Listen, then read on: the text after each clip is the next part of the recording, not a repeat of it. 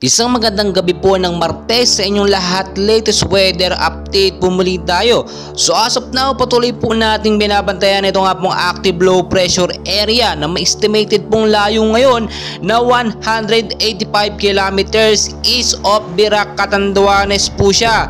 At ang lakas po ng hangin niya ngayon, hindi naman po nakakapangamba or mahina naman. Nasa 30 to 35 kilometers per hour ang lakas ng kanyang hangin.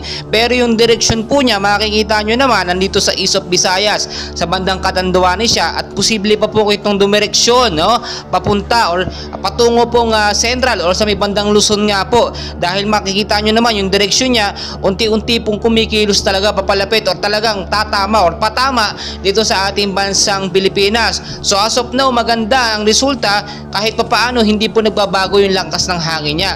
Stable pa rin po sa 30 to 35 kilometers per hour. Pero hindi po natin inaalis yung mga posibilidad na ito po maging isang ganap na bagyo within 24 to 48 hours. Kahit po nasa 35 kilometers per hour lamang yan, posible pong pumalo yan from 50 to 65 kilometers per hour.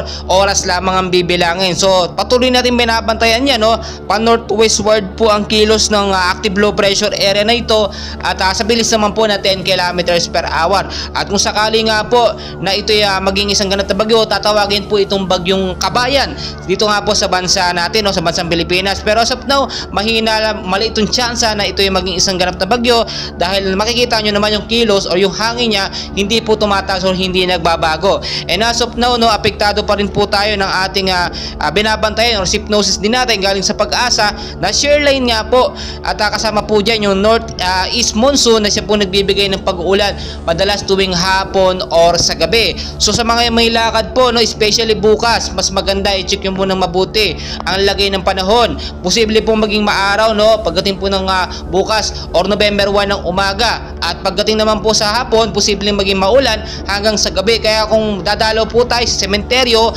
dadalawan natin ang ating mga mahal sa buhay, ugaliin po magdala ng payong, jacket o kaya naman po kapote in case man po magkaroon ng mga rainfall shower na hindi po inaasahan. At pinag-iingat din po yung mga lugar nga po na mabababa, especially dyan sa Metro Manila na laging binabaha kapag kami pag-uulan.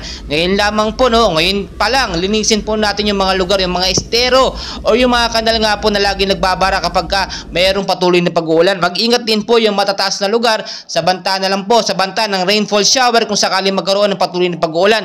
Lalambot ang lupa at yun po yung nagiging cause ng landslide. So maging I'm ready po tayo sa bawat posibilidad, dahil posible po magkaroon ng isa o kauna-unahang bagyo ngayong pagpasok nga po ng Nobyembre. So patuloy ko ngayon update, and please, ako po yung nakikiusap, huwag niyo pong kalimutan mag-like, subscribe bilang suporta na rin po sa ating YouTube channel. Maraming salamat po.